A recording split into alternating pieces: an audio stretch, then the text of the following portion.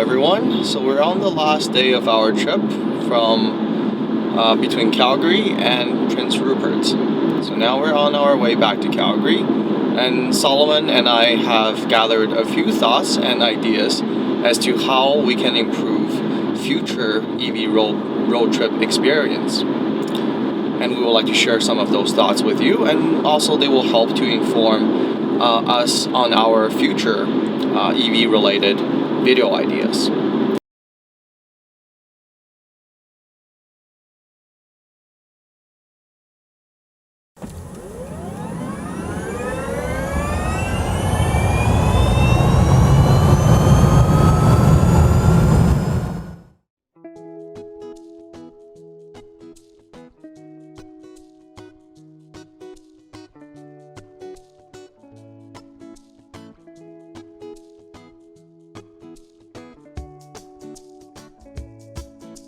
The first topic we would like to explore is the inclusion of e-bikes with electric vehicles on long road trips, such as the one that we're taking on today. Right. So basically it means carrying an e-bike with us, right? Yep. So John here already has an e-bike. You can tell him a bit more about your e-bike. It's the iGo Elite 3.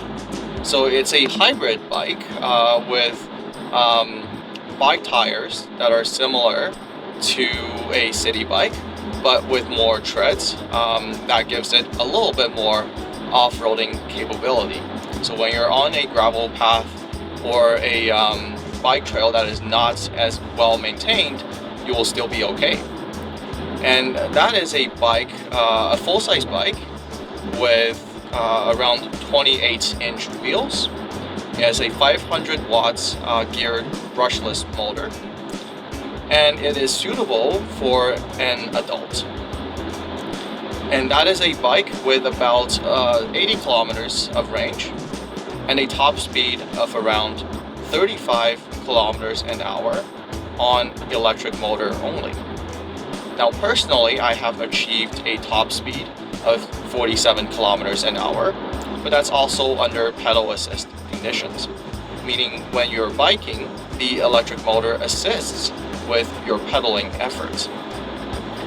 So the reason why we're talking about electric bikes is that Solomon and I have been on many occasions arrived at a charging station that is in really the middle of nowhere. Yeah, and a lot of these charging stations that we're at are those 25 kilowatt chargers, which charges slower than the 50 kilowatt one. And we stay at these chargers because, at least for now, they are free. But the problem is, you're in the middle of nowhere and you want to go do something while you wait. 25 kilowatts is a little bit slow, so sometimes you have to be there for 45 minutes to an hour instead of like 20 to 30 minutes on a 50 kilowatt charger. So, what kind of range could you get off your iGo? It's about 80 kilometers. Although I do believe that number, even though it's advertised by the manufacturer, is based on pedal assist range. On pure electric range, it can probably get about 50 kilometers. Yeah, and like 50 kilometers is quite significant, right? And for example, the charging station we were just at, the Slim Creek one, about 5 kilometers away, there's Oak Grove's rainforest, right? Mm-hmm. Yeah, so it's only 5 kilometers away. Now, if we're to walk there, a 5 kilometer walk there and back, and also going in the forest, that's quite a lot. But for example, if you have a bicycle, or even better, an e-bike, 5 kilometers on an e-bike is actually nothing, right? You can even just not pedal and let it drive itself if you want to. So that will give you a lot more flexibility in terms of where you can go while your car is basically parked and charging. Because you can take your car to the forest, or else you can't charge. But you can take an e-bike. So The iGo is one of the options for, I guess, a standard size bike. And we do have another option, which is an e-bike I'm considering. It's called the Jetson. What is it called again? Jetson Bolt Pro. Yes, Jetson Bolt Pro. So this one is a bit of a smaller bike. It has kind of small wheels, and it's not as as powerful or has as high of a range or as high of a top speed as the iGo, but the advantage is in price. What's the price for the iGo? So it's currently on sale at Costco for approximately $400 Canadian. Now, I also bought my iGo Elite 3, the full-size bike, from Costco as well, also on sale. And the on-sale price was about $1,800, with a regular price being around $2,300 Canadian. So, of course, there's a pretty drastic difference in price. Yeah, so the big bike, the iGo Elite 3, that one's $1,800 Canadian dollars, right? And then the small bike, the Jetson Bolt Pro, that one is about $400. So there's a pretty big price difference, which means you do have a choice, kind of no matter what your price range is. So can you go through some of the specs for the Jetson? Yeah, so the Jetson has, of course, a shorter range. It has a advertised range of around 21 kilometers.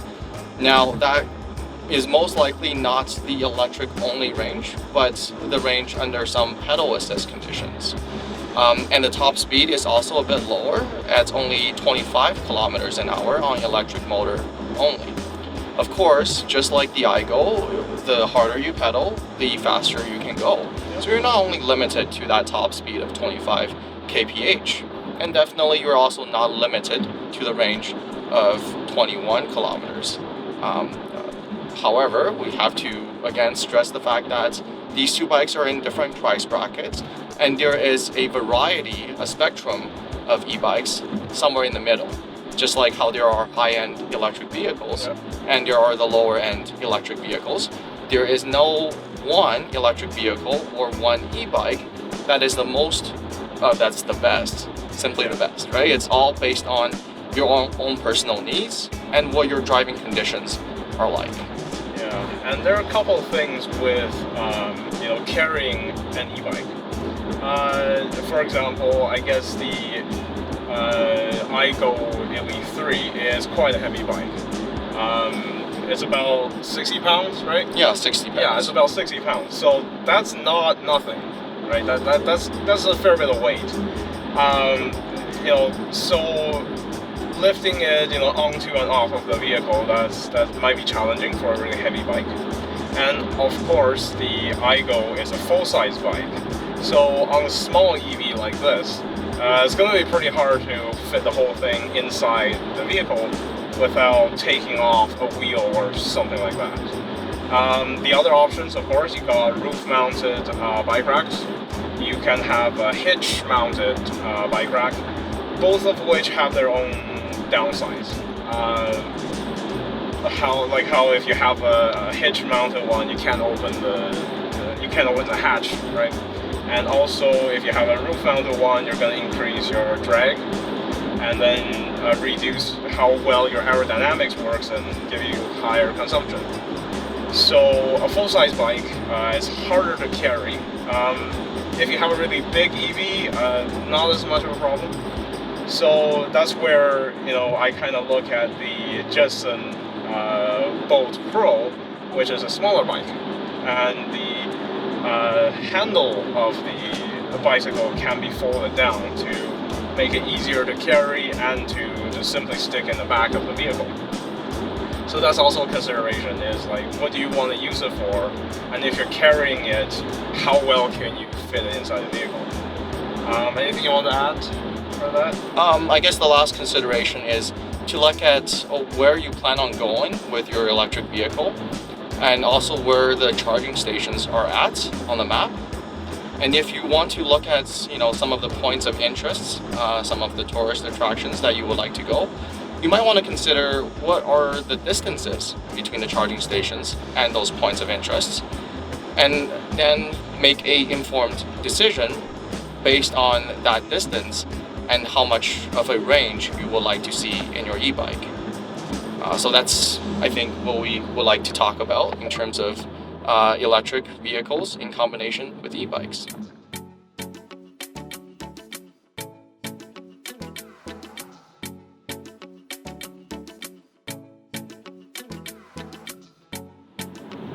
The second thing that I would like to talk about really relates to food on a road trip, which is extremely important. Now, you need food to do anything, so yeah, it's very important. So this is something, if you recall, where we're eating cup noodles at the Fairmont in Jasper, and we needed hot water. So, the bartender was kind enough to give us some hot water, and we got lucky, basically. And the idea came that, it would be nice to be independent of that and be able to have our own hot water whenever we want it. So our idea is basically an induction cooktop. So this is a very efficient electric cooktop. Jonathan actually has one. He got from IKEA. So I'll let John give you a bit more detail on this cooktop. That's right, Solomon. So I did purchase a induction cooktop straight from IKEA. Now my family has been using inductive cooktops, the one from Costco, for many years now. And this, in comparison to many other cooking appliances, is a very efficient way of converting electricity into heat. And all you need is a compatible, induction competitive pot or pan, as well as a reliable power source. Now the reason why I went with one from IKEA is because from my research, it turned out to be one of the only induction cooktops that allow you to have adjustable wattages.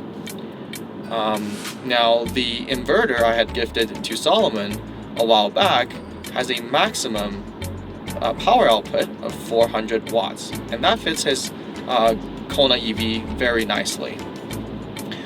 And this IKEA induction cooktop has a minimum operating mode of also 400 watts, and that means we can reliably cook, heat water with this appliance. And this way we have complete freedom and autonomy from any 120 volt outlet that is close by to our charging station. And Solomon, would you like to share some points about the abundance or the lack of abundance of 120 volt outlets that we've seen on this trip? Well, of course. So, induction cooktop will run off of the household outlet just like any other appliance. And, unlike gas stations, a lot of times charging stations, as you've seen, are basically rest stops in the middle of nowhere. Sometimes they have these 120 volt outlets just in random places. There is one where it's actually right beside the bathroom, right? Like it's right on the same wall as the doors of the bathroom. Doesn't smell too good. No, doesn't smell too good. So it's not a great idea to just put your cooktop right beside the bathroom door and cook your food there. So I would say for an EV on a road trip, you should have a extension cord. And there are two important things about this extension cord that you need to pay attention to. One of which is you need to make sure it's water resistant or waterproof, because various weather conditions can make the ground wet or rain can get onto it, so it should be safe. Now the other purpose for this extension cord is so that you can charge using level 1 charging. And this extension cord has to match the specification or exceed the specification of your level 1 charging cord, or else it's quite dangerous. Now, when you have an extension cord, you can plug the extension cord into the outlet, wherever it is, and then route the power to somewhere that's convenient for you to use the induction cooktop. So you can plug it in right beside the bathroom door and then route it away from the bathroom door. So so that you don't smell the stink of the bathroom while you're cooking. Which is something I think everyone would like, right? Anything you want to add to that? No, I think you've wrapped up the points of induction cooktop and extension cords pretty nicely. I think both of those two important tools just gives you a higher degree of flexibility and autonomy away from the existing charging infrastructure or the existing power infrastructure. And on this point, we would like to inform you that we will be making a dedicated video, possibly multiple videos, on cooking with EVs using an induction cooktop. So stay tuned for that video that will be coming in the near future.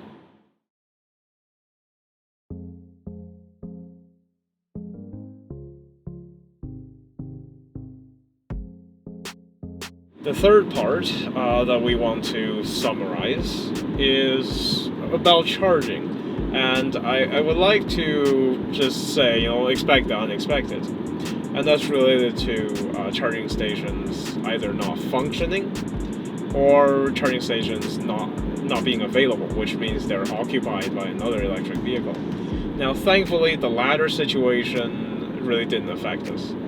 We had met fellow EV drivers on the road and at charging stations, but thankfully those situations are resolved simply because there are multiple chargers. So this latter part wasn't as much a problem, but the former part, which is charging stations not working, that did create a little bit of a problem for us.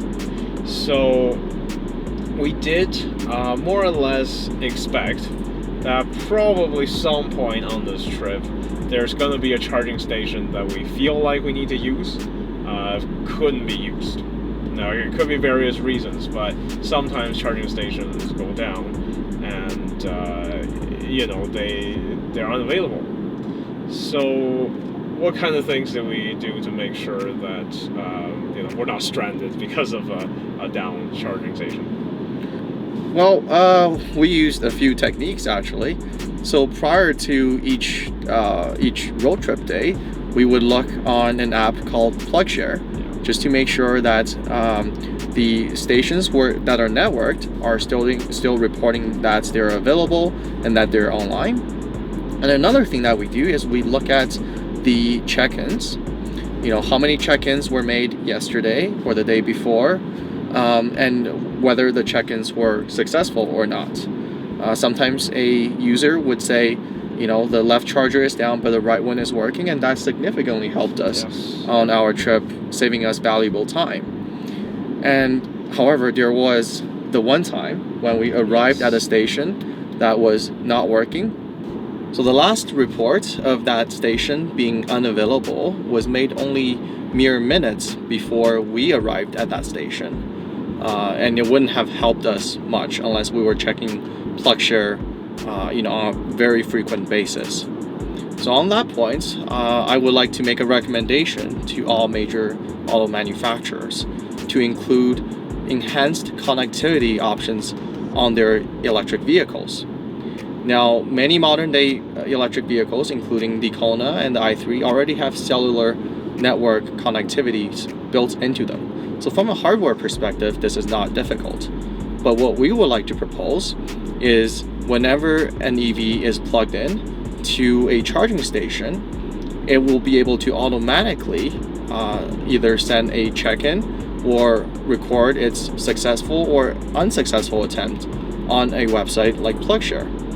And alternatively, a vehicle can also automatically read information from PlugShare regarding the status of upcoming charging stations, so that it can better inform the driver if one of the upcoming station is unavailable, occupied, or simply down for maintenance. So that's just something we would like to put forward for automakers to consider. Now, Solomon, is there anything you would like to share? Just want to say that at least for now, not all stations are networked, which means for not all of the stations can you check online in an app whether or not it is available or whether or not it's working. So the offline ones, you just don't know until you get there. Those 25 kilowatt ones, those are considered they're not on the network, so you can tell whether or not they're working until you get there. The 50 kilowatt BC Hydro ones, those are networked, which means on the PlugShare app or on the BC Hydro app or on the Flow app, you can check whether or not the charging station is actually working, if someone else has occupied it. So that's very helpful, and we just wish to have that feature for basically all charging stations, right? Yeah, so I would like to just discuss something in terms of general planning, and this is what we did for this very long trip in an area where the charging network is not quite perfect. So now, what made this easy is actually the Kona is a very long-range vehicle. So on a full charge on the highway under these conditions, we can confidently go 300 to 400 kilometers on a full charge. So, you know, other vehicles with shorter range may not be able to have as easy of a time. So the number of charging stations along this route, which is Highway 16, you know, mostly Highway 16, they are spaced kind of far apart. And that means at each charging station you have to charge. So what you have to plan for is basically to charge more than you need. And then if you have extra, you just have to charge less at the next charging station. So it would be the best if you charge enough so that you can skip the next one if it's not working.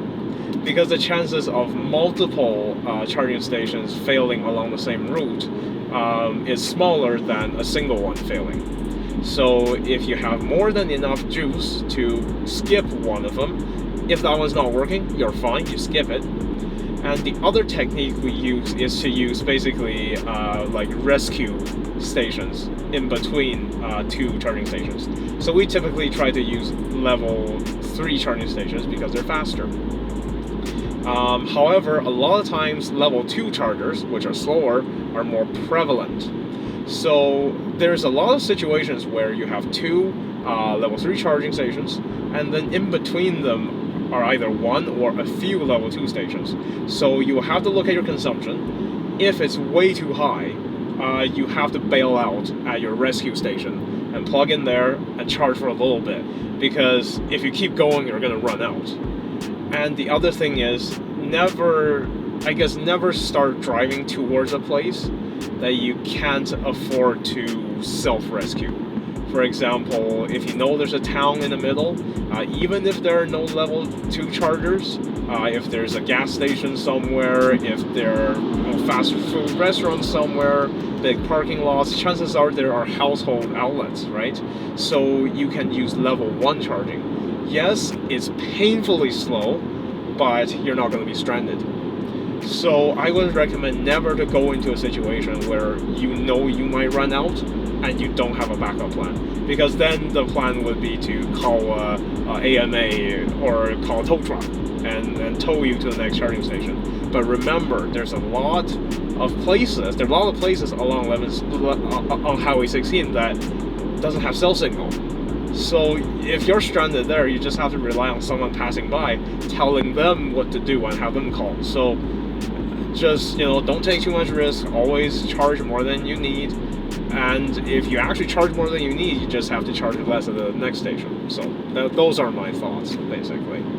Absolutely. Those are absolutely correct points, Solomon. So again, we're not trying to sound like alarmists or that we don't have confidence in our EV. That is absolutely not what we're trying to say. We're just saying don't be reliant on a fully functional charging infrastructure all the time, right? Always plan for for things to not go exactly as planned. And once you do that, your trips will be a lot more fulfilling. It's less likely for you to have to spend a night charging on a level 1 or level 2 in the middle of nowhere, and that you have to car camp in an unexpected area. Now, I guess the upside is along this route in BC, there are a lot more level 3 charging stations being planned. So once those are completed, they kind of fill out the gaps between existing charging stations, which means you're gonna have way more charging stations than you need. And that means if one or two goes down, it's not a big deal, right? Right now, this is only a big issue because, well, there are not that many charging stations. So if one fails, it's a big deal. I think in the future, this is going to be less and less of an issue. And I think it's good that we took this trip to show you what kind of a not so perfect system of charging station is like. Yeah. So you can wait for our next trip where we demonstrate how the system has improved in the near future.